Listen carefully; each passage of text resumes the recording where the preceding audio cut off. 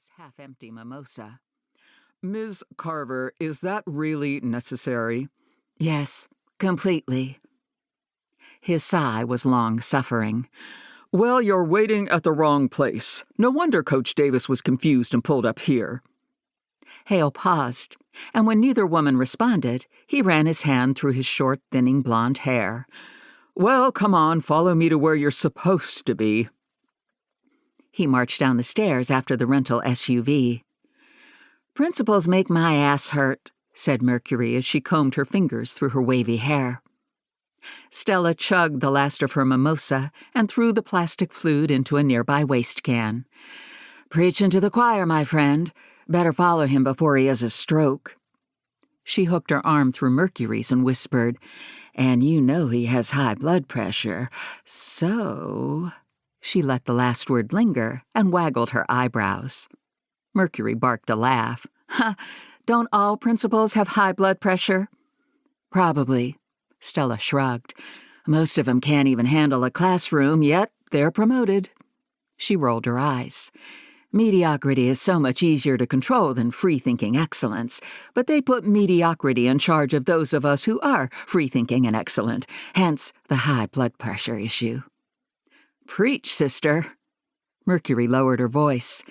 "Too bad his fave, Dina, doesn't have her national certification and wasn't eligible to attend the spring conference. She really gets his blood pressure up."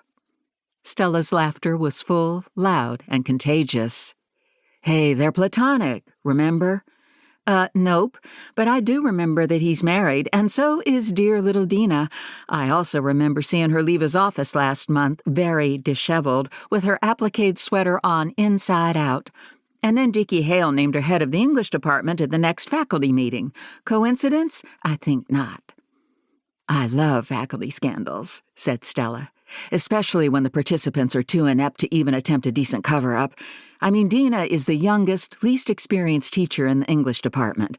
Like it's not obvious how she got named head." "Right?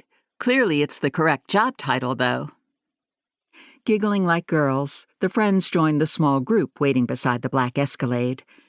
A young, harried bellhop nodded automatically as the principal explained to him how to load the luggage into the rear of the big SUV.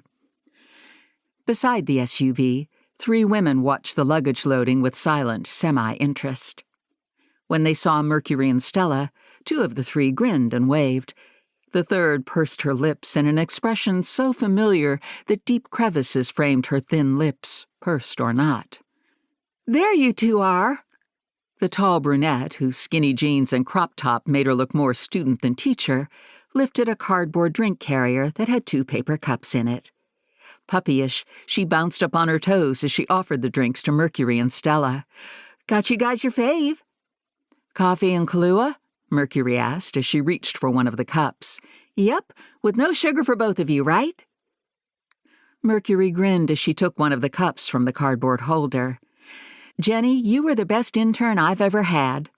"I'm the only intern you've ever had," Jenny quipped. "Well, you're the best new nationally certified teacher I know," said Stella, before she took her own cup and sipped it with a satisfied smile. Mercury lifted one brow. "You've never even watched her teach." Stella shrugged. "I don't have to. She knows how we like our booze coffee. Her attention to detail is clearly excellent, which makes for good teaching." Mercury laughed. "Point well made, girlfriend." "Do you really think having your ex-intern fetch spiked coffee is the proper way to mentor her as a young teacher?" Stella curled a lip. "Absolutely. Acorn and I live by the motto, start as you mean to finish, so take your dark, judgmental cloud elsewhere, Karen." Karen sniffed disapprovingly. "I don't know why you insist on calling Ms. Rhodes by that nickname. It really isn't professional." "She's my best friend. There's nothing professional about that, which you'd know if you had a best friend," quipped Stella. "Plus, her dad wasn't wrong when he nicknamed her. Her hair really is a perfect acorn shade." Stella reached out to pat Mercury's wavy, nut-colored hair. Mercury sidestepped Stella's hand and muttered, "Stop antagonizing her," under her breath at her friend, then stifled a sigh and forced herself to smile at the pinched-faced teacher. "Good morning, Mrs. Gay."